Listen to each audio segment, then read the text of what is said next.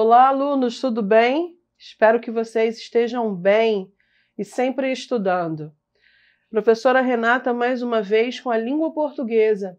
E a aula de hoje vai falar sobre um assunto que muitas vezes nos cobramos. Será que eu interpretei direito? Será que era isso que o texto queria que eu entendesse? Então, a aula de hoje vai falar sobre leitura e interpretação de textos informativos e resolução de questões. Então, vamos lá? Para você saber interpretar bem um texto, é necessário que você se atente para o que nós vamos ver hoje nesta aula e tentar responder aí da sua casa, com o seu raciocínio, buscando todo o seu entendimento, até agora com a língua portuguesa, com os estudos, respondendo as seguintes perguntas. Como ler e interpretar textos informativos? Tem alguma regra para isso? O que devo perceber na leitura de um texto informativo? O que ele me traz para que eu possa decifrá-lo? E outra, ler é o mesmo que interpretar? Vamos entender aqui praticando. Então, textos informativos, assim como essa imagem, a gente sempre fica se perguntando, o que devo realmente observar quando eu leio um texto que me informa algo? Então, um texto informativo, em o seu amplo entendimento, trabalha a informação sobre um determinado assunto, ok? Agora, essa informação, ela perpassa, ou seja, ela tem na sua constituição alguns passos, alguns processos. Então, qual é a finalidade do texto? Eu preciso saber. Quem é o sujeito leitor desse texto? Ou seja, quem é que vai lê-lo, ok? Qual é a linguagem que é trabalhada nesse texto para que eu possa entendê-lo da melhor forma? Como está sendo o seu vocabulário? É claro, é preciso, é subjetivo?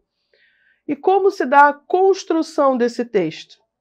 Tudo isso me ajuda a interpretar o que, na verdade, essa informação, como essa informação vai chegar até mim, tá? Então, vamos comigo aqui. Olhem essa charge. Leiam, releiam, preste atenção na linguagem verbal e na linguagem não verbal, assuntos que a gente já viu por aqui. Então, o que ela nos comunica? Essa charge nos comunica. Vejamos. Na linguagem verbal nós temos agências de empregos. Não há vagas, não há vagas, não há vagas, não há vagas. Mais ao lado, em outro quadro, o homem olha o jornal, certamente liga para algum número que está lá disponível e tem como resposta: desculpe, mas não há vagas. Em outro quadro, ele está agora em outro cenário, em outro contexto. E aí ele responde para si mesmo: ok, há vagas, depois de um aceno de uma futura cliente, uma passageira com seus 2 filhos. Então, o que nós podemos depreender, interpretar a partir dessa leitura? De acordo com as informações verbais e não verbais apresentadas na charge, pode-se depreender corretamente que, letra A, a alta qualificação profissional da maioria da população acarreta um aumento do número de vagas não preenchidas no mercado de trabalho? É isso que podemos depreender da imagem? Pense aí você. B. As vagas de emprego cresceram devido à alta concorrência entre os trabalhadores, incluindo-se até mesmo crianças e mulheres na disputa por uma vaga no mercado de trabalho. É isso que nos dá a entender essa charge? Pense você. C.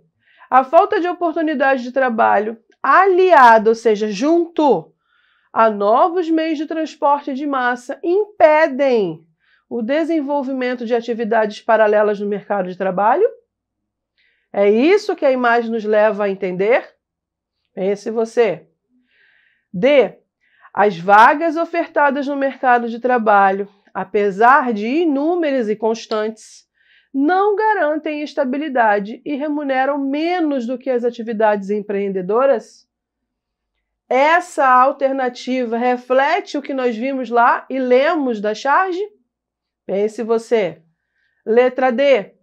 A resiliência, ou seja, a persistência, mesmo diante das dificuldades, levam as pessoas a se realocarem dentro de um mercado de trabalho e, consequentemente, adaptarem-se a novas oportunidades de trabalho? Então, qual dessas responde essa questão? Eu acho que você já acertou, não é? Então, letra E, sem sombra de dúvida. Voltemos lá na charge. Olha aí, ele vai a uma agência de emprego, encontra as portas fechadas e claramente há resposta, não há vagas.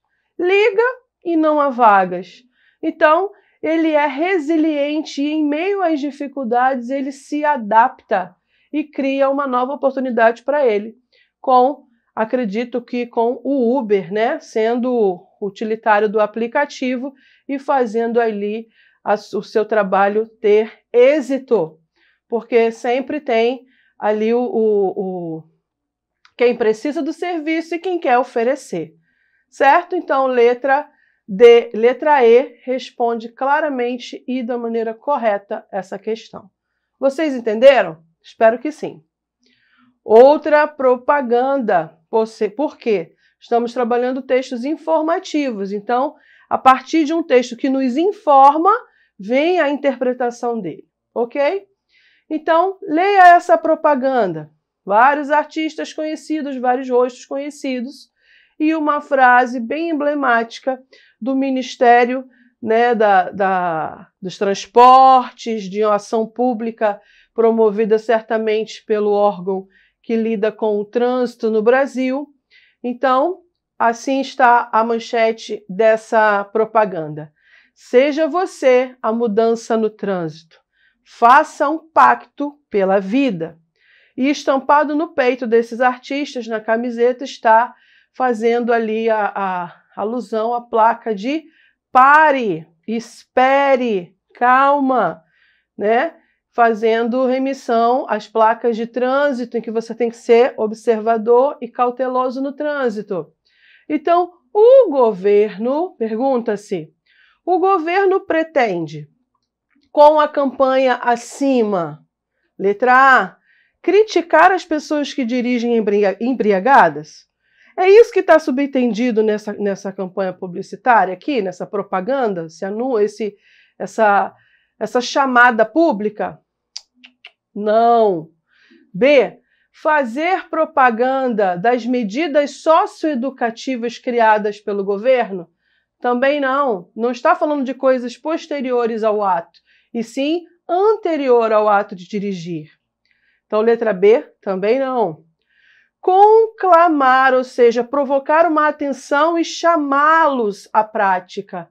Chamar o povo brasileiro contra as pessoas que dirigem mal. Essa palavra contra aí veio estragar toda a opção, tá? Letra D, expor aos leitores sobre as penalidades decorrentes de se dirigir inadequadamente. Está falando aqui qual é a consequência de se dirigir errado? Não, pessoal. Então, qual é a resposta correta? Letra E, que é convencer os leitores a se envolverem em uma campanha a favor da vida. Entenderam como a linguagem verbal e não verbal nos dá esse entendimento? Desde que você passe a fazer a leitura dessa maneira, unindo o seu conhecimento de mundo, as vozes do discurso, o que traz ali de entendimento para que você possa unir tudo isso e fazer a sua leitura do texto informativo da melhor forma, tá bom? Agora, outra aqui, baseado numa lei bem interessante, essa posso dizer em nível de dificuldade é a mais difícil para você nesse momento. Acompanhe comigo. A chamada lei do agrotóxico determina que os rótulos dos produtos não contenham afirmações ou imagens que possam induzir o usuário a erro quanto à sua natureza, composição, segurança e eficácia e uso. Também proíbe declarações sobre inocuidade, tais como seguro, não venenoso, não tóxico, mesmo que complementadas por afirmações do tipo, quando utilizado segundo as instruções. Olha o que se pergunta nesta questão. Atente-se. Em face das proibições da lei, a compreensão da frase cuidado, este produto pode ser tóxico. Vamos aqui às alternativas. Precisa levar em consideração que a condição suficiente para que um produto possa ser tóxico é a sua ingestão, inalação ou contato com a pele, não sua composição? Raciocine daí. B. Exige cautela, pois a expressão pode ser pressupõe não ser, permitindo a interpretação de que se trata de um produto seguro, não venenoso e não tóxico. Preste atenção, essa daqui faz todo sentido, viu? C. Precisa levar em consideração que a expressão pode ser elimina o sentido de pode não ser, consistindo, em um alerta ao usuário sobre a inocuidade dos produtos. Isso aqui ficou meio dúbio, né? Duplo sentido. D.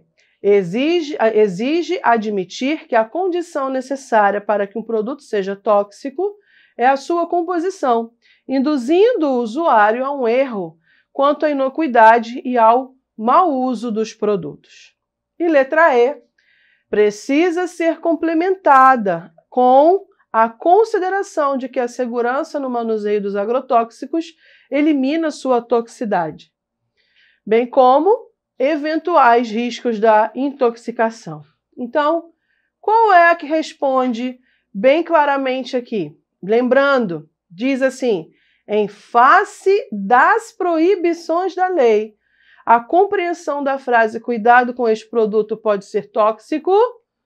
Letra B, exige cautela, é para chamar nossa atenção, pois a expressão pressupõe que permite nós interpretarmos, né, seguro, não venenoso e não tóxico, desde que você não utilize o produto. Então fica uma coisa subentendida. Por isso que eu disse que na questão da interpretação, essa aqui é a de nível mais difícil, tá bom? Cuidado com essas expressões e o que realmente infere-se sobre ela nos textos informativos, ok? E quando se tratar de lei, isso deve ser muito mais cauteloso ainda. Agora, uma atividade usando mais uma vez uma charge de um tema muito recorrente. Ontem foi o dia 1º de abril, mas seu pai nem percebeu, porque ele se informa apenas pelas redes sociais. Aí o menino responde, ou seja, a vida dele é um eterno 1º de abril. Uma certa ironia, né? Então, fake news são informações falsas que viralizam entre a população? Certo. O termo vem do francês? Fake? Não, vem do inglês, né? Então, falso. A internet possibilita que as notícias se espalhem com uma velocidade cada vez mais rápida? Óbvio que sim. Contra falsas notícias são usadas para replicar automaticamente boatos e costumam ser proibidas? Sim. No terceiro texto desta charge, mostra que o pai estava vivendo no passado. Verdade ou não? Infelizmente não. Ele vivia no presente, mas desconectado com a realidade, tá? E na charge o pai vive uma vida de mentira, como o menino disse, ou seja, como todo mundo já sabe, senso comum, um eterno 1º de abril. Então aqui, mais para vocês fazerem essa interpretação desse texto. E eu espero que você tenha entendido que a prática de boas atividades de interpretação de textos informativos requer também da sua leitura. Então, até a próxima aula. Fiquem bem. Até!